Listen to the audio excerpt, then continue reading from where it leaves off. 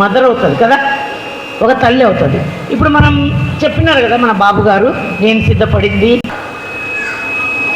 ఇది దేవుని సన్నిధానం కూడా ఏ క్లిప్ ఉండదు, ఏమి ఉండదు.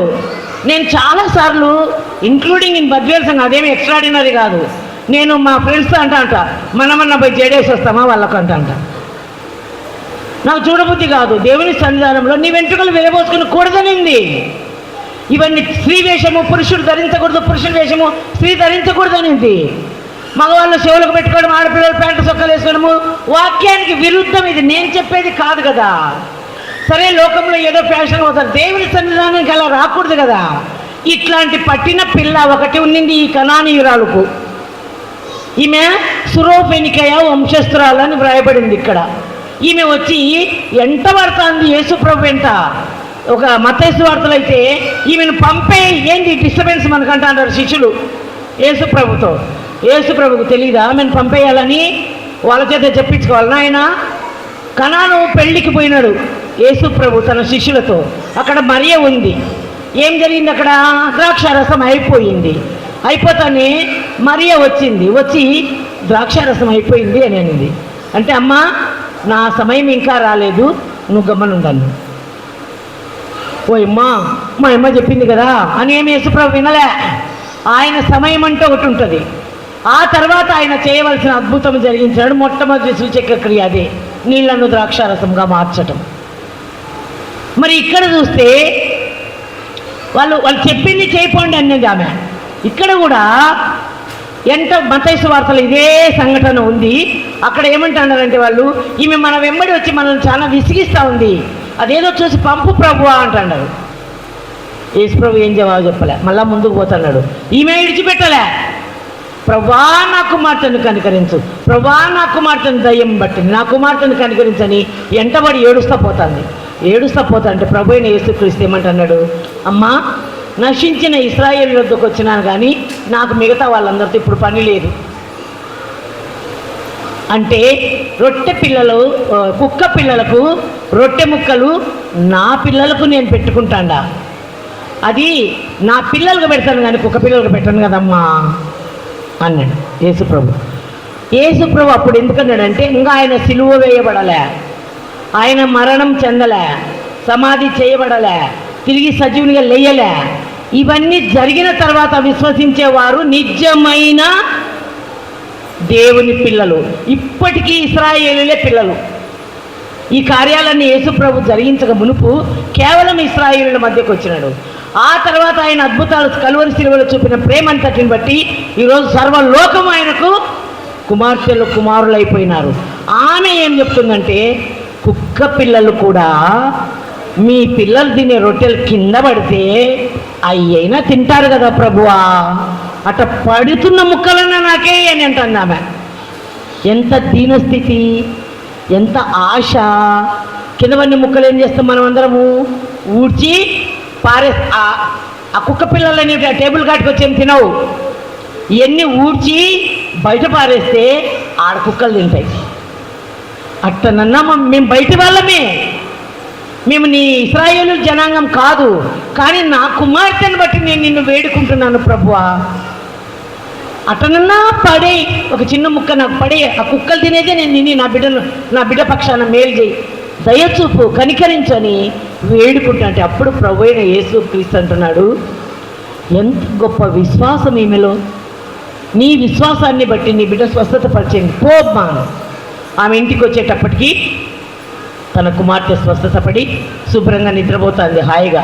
అంతకుముందు ఎట్లుంటుంది? దయ్యం పట్టింది, ఇదిలించుకుంటా అంటారు కదా, ఇట్లా టెంట్కెళ్ళంతా విరబోసుకొని అల్లకొల్లంగా ఉన్న కుమార్తె బాగా నిద్రపోతూ ఉంది, హాయిగా నీట్గా ఉంది. ఒకడున్నాడు, ఎవరు? సేన దయ్యములు పట్టినవాడు. వాడు గాయపరచుకోవడము, వచ్చేపోయాలని గాయపరచడము, సంఖ్యలు వేస్తే కూడా అవి తెంచి పారేసుకుంటున్నాడు. ఎందుకంటే సేన వానిలో ఉంది, దయ్యాలు. సేన అంటే ఎన్ని ఎంచుదామా? సేన అంటే యేసు ప్రభువాన్ని స్వస్థపరచంగానే మేము ఎక్కడికి పోయేమో ప్రభువా అనే ఆ దయ్యాలన్నీ. అంటే అప్పుడు యేసు ప్రభు ఏమన్నాడు? ఆ పందులు లేకపోండి అండి. ఆ పందులు లేకపోండి అంటానే ఎన్ని పందులు చచ్చినాయి? ఇంచుమించు 2000 పందులు ఆ నీళ్ళ ప్రపాతంలో పడి చచ్చిపోయినాయి. అంటే ఎన్ని దయాలు ఉన్నాయి వాళ్ళలో? 2000 దయాలు ఉంటే 2000 దయాలు పోయి 2000 పందుల్లో తూడినాయి. చూసినారా? అప్పుడు ఆ గ్రామస్తులు వచ్చి ఏమంటాడు, ఇది ఒక విచిత్రం. ఆ గ్రామస్తులు వచ్చి జరిగిందంటే వినేమంటాడు, నువ్వు విడిచిపోవయ్యా మా ప్రాంతాలు నాయన, ఇలా ఆ పందులు కావాలా? ఇక్కడ ఇన్ని 2000 దయ్యాల నుంచి విడుదల పొందినోడు, స్వస్థత చిత్తుడైనడు, వాని ప్రాణం కాపాడబడింది. దావన వచ్చేపోయేలో వాని చేత దెబ్బలు తినకుండా కాపాడబడినాము, వాడు బాగైనాడు. ఇది కాబట్టలే ఎవరికి? పందులు బాయినే, మా పందులన్నీ బాయినే, ఈ మనిషి ఎట్లన్నా పోని మాకేం. ఇది ఈరోజు లోకంలోని అపవిత్రత పోయని. ఇప్పుడు బాబు చెప్పినారు కదా, మనలో ఇప్పుడు మనం సెల్ఫ్ ఎగ్జామిన్ చేసుకోవాలి. నేను చెప్పాను కదా రిట్రీట్ అంటే ఏంటి అని. రీట్రీటింగ్, మనలో ఏ తప్పిదములు ఉన్నాయి, ఏ దోషంలో ఉన్నాయి, మనం ఏం పోగొట్టుకున్నామో, ఏం పోవాలనో మనలో నుంచి, వాటి విషయమే మనము ఈ సమయంలో మన ఆత్మను దేవునికి అప్పగించి పరిశీలించుకోవాలా. మనల్ని మనమే చూసుకుంటే మనం ఎవ్రీథింగ్ ఈజ్ గుడ్.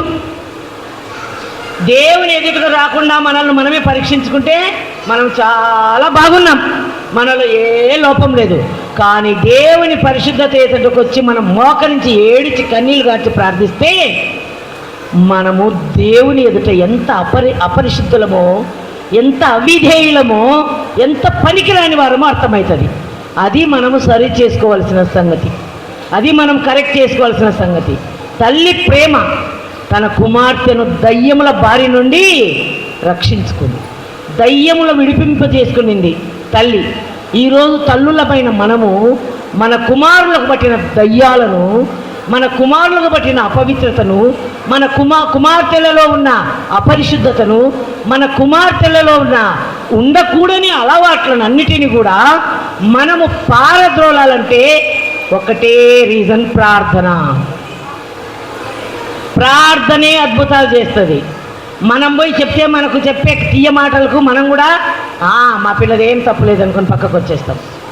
ఎవరైనా అమ్మమ్మ మీ పిల్లోడు ఇట్లా, మీ పిల్ల ఇట్లా అంటే అట్లా వింటానంటే కాదు మమ్మీ, లేదు మా పిల్ల అట్లాంటిది కాదు. మనకు మనం ఇట్లే అనుకుంటాం. కానీ దేవుని ఎదుట పడి మనం ప్రార్థిస్తే, ప్రభువా నా బిడ్డలలో ఉన్న దోషములు, తప్పిదములు, పాపములు, తిరుగుబాటుతనం, అపరాధములు దయతో చూపించు, వాళ్ళని కరెక్ట్ చేయి.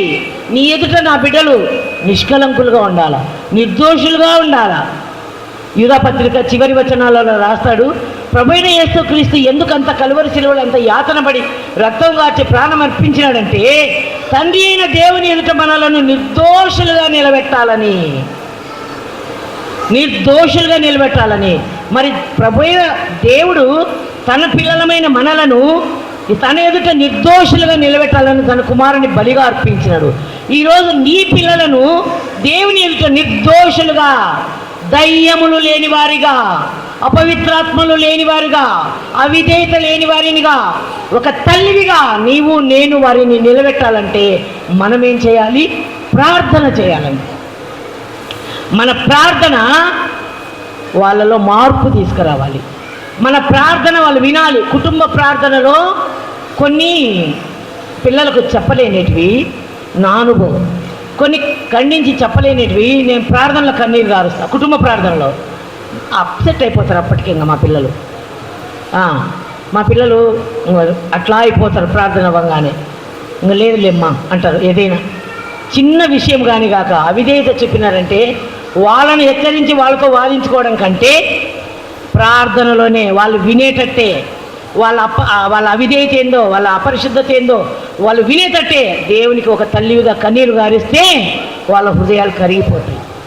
అట్లా ఎన్నో మా ఇంట్లో చిన్న చిన్న ఇన్సిడెంటే కావచ్చు, చాలా కరెక్షన్ మా పిల్లలు చేసుకుంటారు. పసిపిల్లలతో సహా ప్రార్థనలో మోకరించాలా. మా మనమడు ఉన్నాడు, 3 ఏళ్ళు వాడు. ఆ వీడియోలు చూస్తే ఆశ్చర్యపోతారు మీరు. వాడు కూర్చుంటానే ఒకరోజు ఎక్కడ నేర్చుకున్నాడో ఏడాది విన్నాడు. నామా అల్లెలే తుచిమై మా పాడు అన్నాడు. సరేనని పాడాను. మరుసటి అదే పాడు రోజు కుటుంబ ప్రార్థనలు ఆ పాటే వాడు పాడతాడు. మాతో బాగా పాడతాడు, వచ్చి రాని లాంగ్వేజ్తో బాగా పాడతాడు. ఇప్పుడు మళ్ళీ వాడు కొత్తది నేర్చుకున్నాడు. ఏసే నా పరిహారి పాడుతున్నాడు, పియ ప్రభువే నా పరిహారి ఎన్ని అంటాడు, పాడతాడు బాగా. ఒకరోజు అంటాడు, నామా నువ్వు బైబిల్ చదువు, నేను బైబిల్ చదువుతా, నువ్వు ఆమెన్ చేయి, చదువురా చూస్తామంటే అంటున్నాడు ఏందేంతో. ఇంకా సునీత చూసి వచ్చింది, ఇంకొక మనవాడు ఉన్నాడు, వాడు ప్రార్థన, అది నేను ఎవరికి వీడియో చూపించినా ఇది మామూలు విషయం కాదక్క అంటారు. ఎట్లా ప్రార్థన ఏంది వానికి 1.5 సంవత్సరం వాడు ఏంది ఏడ్చి ఏడ్చి ఏమైనా నువ్వు పెంచుకోసలు చేసినట్టు చేస్తాను, ఎవరు నేర్పినారా నీకు ఇదంతా? వండర్, చాలా వండర్ఫుల్గా ఉంటుంది. అది నిజంగా దేవుని కనికరాలు అట్లుంటాయి. మన ప్రార్థనలు మన బిడ్డల పక్షాన ఉండాలమ్మా. మన ప్రార్థనలు మన బిడ్డల జీవితాలను మార్చాలా. మన ప్రార్థనలు వారిని ఆత్మీయంగా పెంచాలా. మన ప్రార్థనలు వారిలో నుంచి పాపాన్ని వెళ్ళగొట్టాలా, దయ్యాలను వెళ్ళగొట్టాలా. దేవుని ఎదుట కనానీయురాలు ఏడ్చినట్టు మనం కూడా ఏడ్చాలి. ఆ రీతిగా మనం తల్లివిగా మన బాధ్యతలు మనం నెరవేర్చుకుంటే కుటుంబంలో మన పిల్లలు, మనము, మన భర్త చాలా సంతోషంగా ఉంటాం. పిల్లలు కరెక్ట్గా ఉంటే మనకు అంతకన్నా ఏం కావాలి చెప్పండి? మన పిల్లలు దారి తప్పితే అంతకన్నా నరకం లేదు. మన పిల్లలు కరెక్ట్గా ఉంటే అంతకన్నా సంతోషము లేదు. అది దేవుని కృప. అది చిన్నప్పటి నుంచి మనము కొట్టి, మా పిల్లలు చిన్నప్పుడు నువ్వు మమ్మల్ని కొట్టినట్టు ఎవరైనా కొట్టింటారమ్మా అంటారు వాళ్ళు, నన్ను కొట్టి తీరాల్సిందే. కొట్టకపోతే పిల్లలకి ఎట్లా? తన బెత్తం వాడని తండ్రి తన కుమారునికి విరోధి అంటారు సామెతల గ్రంథంలో. ఎక్కడ కొట్టాలని అక్కడ కొట్టాలి, ఎక్కడ ప్రేమించాలని అక్కడ ప్రేమించాలి, ఎక్కడ దగ్గర చేయాలని అక్కడ తీసి, ఎక్కడ పరీక్షించాలని అక్కడ పరీక్షించాలా. తన ఇంటి వారి నడతలను మనమేం మన ఇంటి వారి నడతలను జాలిచ్చి పక్కింటి వాళ్ళ నడతలను, ఎదురింటి వాళ్ళ నడతలను చూసి చూసి చూసి మనోళ్ళని గాలికి ఇచ్చేస్తాం. మనోళ్ళ నడతలు మళ్ళీ వేరే వాళ్ళు వచ్చి చెప్పాలి మనకు. వాళ్ళ నడతలు మనం చూడం. ఏం లేటుగా వస్తుంది, ఏం మన భర్త ఇంటికి లేటుగా వచ్చినాడే, ఏరా పిల్లల్ని స్నేహితులు ఎవరు, ఎక్కడికి పోయినారు, ఏంటి అని విచారించాం. మా పిల్లలు ఎక్కడికైనా పోతే సందు లేకుండా ఫోన్ చేస్తాంట నేను. రే ఏంది మా ఎన్నిసార్లు ఫోన్ చేసినావు అంటే మాత్రం మూతి మీద కొడతా. పెద్దోళ్ళు అందరు పెళ్ళిళ్ళు అయిన వాళ్ళే, కానీ మీరు నాకు ఆన్సర్ చేస్తూ ఉండాలి. ఎక్కడ ఉన్నారు, ఏం చేస్తారు, అన్నీ చెప్పాలి. అది తల్లి బాధ్యత, అది మన పరిశీలన. వాళ్ళ నడవడిని మనం కరెక్ట్గా అబ్జర్వ్ చేసుకోవాలా. ఆ అబ్జర్వేషన్ లేకపోతే మనం ఫెయిల్ తల్లులముగా. ప్రభు అయిన యేసుక్రీస్తు సన్నిధానంలో మనం కూడా మన ప్రార్థనలు ఎప్పుడు బిడ్డల కొరకు ఉండాలి. అట్ ద సేమ్ టైం సంఘ ప్రార్థనలో కూడా మన సంఘం ఒక బిడ్డ అయితే ఈ సంఘం అనే బిడ్డ కొరకు తల్లులముగా అందరము ప్రార్థన చేయాల్సిన అవసరం. తల్లులుగా ఒక్కొక్కసారి ఐక్యత ఉండదు, ఒక్కోసారి అనానుకూలమైన పరిస్థితులు వస్తాయి. అదే ఇప్పుడు మనం పాడుకున్నాం కదా, అపవాది చేయ ఆలోచనలన్నీ మేలైపోతాయి, ఆ కీడులన్నీ కూడా ఎప్పుడు మనం ప్రార్థన చేస్తే. మన కాడు కూడా పారిపోవాల్సిందే. ఇంకా మంచి దైవజనులు వచ్చినారు, మీకు మంచి పాస్టర్ గారు పాస్టర్మ్మ గారు వచ్చినారు, చూస్తున్నారు కదా వాళ్ళ నడుపుదల ఎట్లుంటుందో నాకు తెలుసు. అంత అద్భుతమైన సేవ పరిచర్యలో వారితో సహకరించండి, చక్కగా సహకరించండి. సహకరించి కుటుంబాన్ని, మీ కుటుంబాలను, మీ సంఘాలను అభివృద్ధిలోనికి తీసుకొని రండి. ఈ సంఘం అనే బిడ్డను పెంచి పోషించడానికి మీరు ఒక తల్లిగా, శ్రీలమైత్రి వారందరూ కూడా ఒక తల్లిగా మారాలా. మారి సురూపెనికిరాలు కనాను దేశస్తురాలు తన కుమార్తెలో దయ్యం విడగొట్టడానికి యేసుప్రభుని ఎట్లా గోజాడుకుంటా వెంటబడిందో మీరు కూడా ప్రభు అయిన యేసుక్రీస్తు సన్నిధిలో అలాగా ప్రార్థన చేయాలి. సంఘ అభివృద్ధి కావాలా. విన్నారు కదా, తల్లి పాత్ర ఎక్కడ ఫెయిల్ కాకూడదమ్మా. తల్లి చాలా ఇంపార్టెంట్ రోల్ కుటుంబంలో. అలాగున దేవుడు మిమ్మల్ని దీవించాలని ప్రార్థన చేస్తూ, మీ బాధ్యతలను మీరు కరెక్ట్గా నిర్వహించాలని ప్రార్థన చేస్తూ, నెక్స్ట్ ఇద్దరు ఉన్నారు, ఇద్దరు ఒకటే అంశము. భోజనమైన తర్వాత ఒక 15 to 20 minutes ఉంటుంది. ఆ విషయం అయిపోయిన తర్వాత మొదట మీకు ఎంటర్టైన్మెంట్ కార్యక్రమాలు అవి ఉంటాయి. థ్యాంక్ యూ అండి.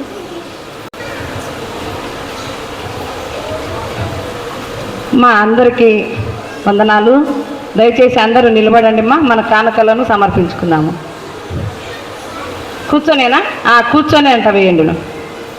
కూర్చొని మన కానుకలను ప్రోగు చేయబడును. అమ్మగారు అంతలోపు మీరు కానుకలు ప్రోగు చేసే సమయంలో మన గురువులమ్మ మాట్లాడతారు. వేదన సమయములందు రటనిచ్చితివి క్రీస్తు రాజా మీకే. మనకు నూతనంగా వచ్చినటువంటి గురువులమ్మ సునీల్కి చిన్న సన్మానం కార్యక్రమము చేస్తాము.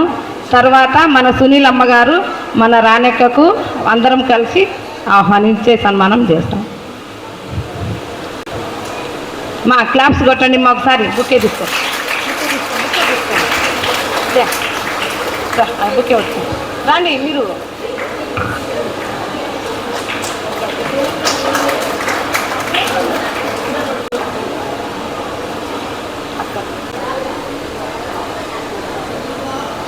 మధ్యలో ఉన్నటువంటి గురువుల అమ్మగారు సన్మానము చేస్తారు.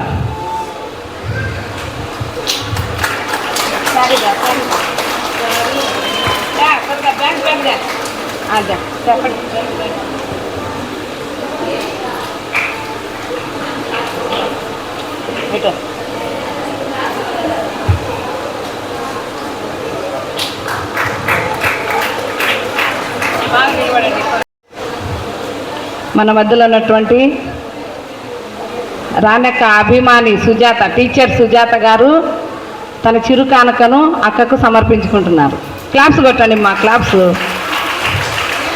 ఇప్పుడు నన్ను ఇంకా సజీవురాలిగా నిలిపి మీ మధ్యకు రావడానికి కృపనిచ్చినాడు. మీరు జ్ఞాపకంలో పెట్టుకొని, నేను పేర్లు చెప్పనని చెప్పినాను కదా, వాళ్ళందరూ కూడా నాకు మాటిమాటికి ఫోన్ ఎన్నిసార్లు చేస్తున్నారంటే వస్తానా రానా అనే డౌట్ వాళ్ళకు.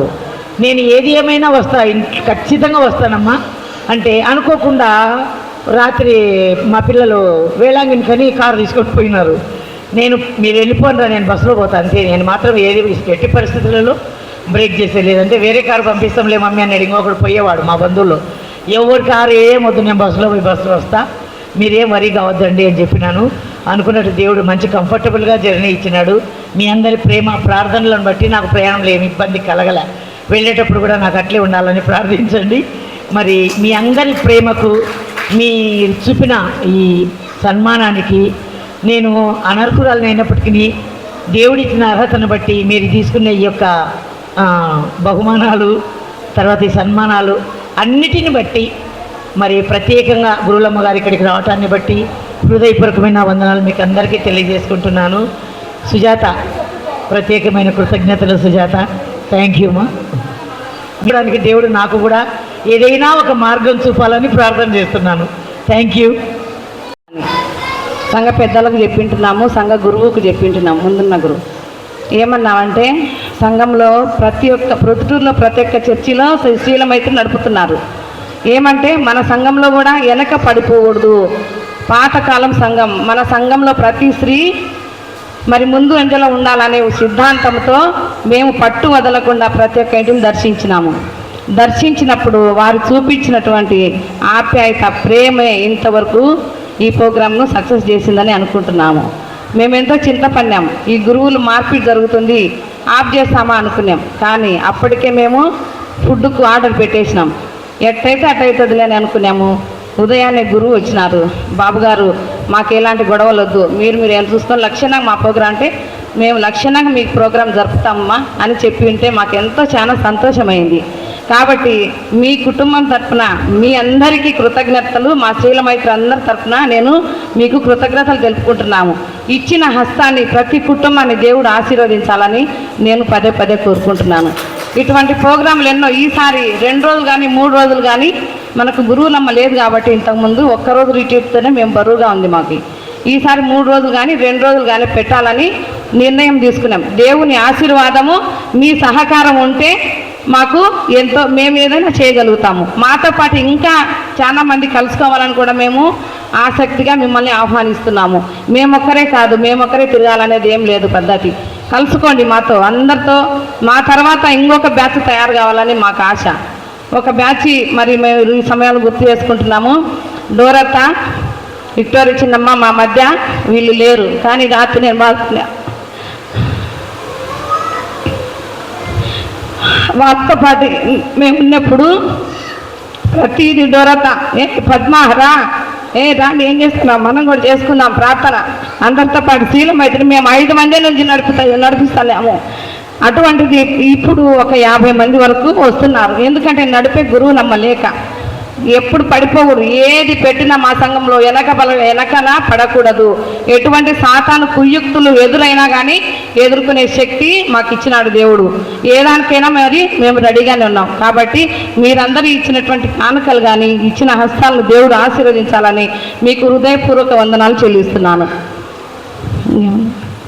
లేచి నిలబడండి, భోజనం చేసుకొని ప్రార్థన చేసుకుందాం.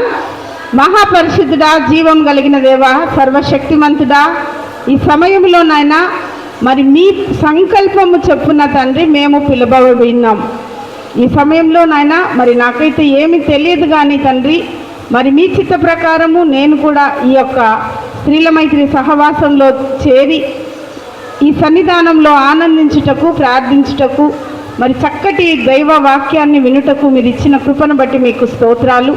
ఈ ఫస్ట్ సెషన్ అంతయు నాయన వాక్య నడిపింపుతో మీరు నడిపించినందుకై మీ కృతజ్ఞతలు, స్తుతులు, స్తోత్రాలు చెల్లిస్తూ ఈ మధ్యాహ్న కాల సమయంలో భోజనం చేస్తుంటుండగా నాయన ఈ యొక్క భోజన సమయంలో మీరు ఉండి దేవా తినువారందరినీ శక్తికి బలమును మరి మీరే దయచేయమని అడుగుచు తండ్రి నాయన అదే రీతిగా చేసిన ప్రతి ఒక్క బిడ్డను నాయన కష్టపడి నాయన చేసినటువంటి ప్రతి పనిలో నాయన వారిని దీవించి ఆశీర్వదించి ఈ సంఘమంతయు ఈ రీతిగా ఆత్మ కలిగించు ఐక్యతలో ముందుకు వర్ధిల్లే భాగ్యము దయచేస్తూ రమ్మని యేసయ్య అతి శక్తి కలిగిన నామమున స్తుతించి ప్రార్థించి వేడుకుంటున్నాను తండ్రి, ఆమేన్.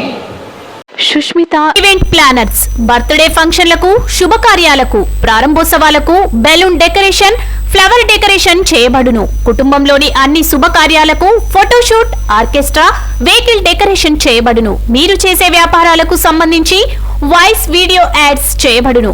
వివరాలకు సంప్రదించండి. సుష్మిత ఈవెంట్ ఆర్గనైజర్, బడుగు జయాకర్, 9966256609, పొద్దుటూరు.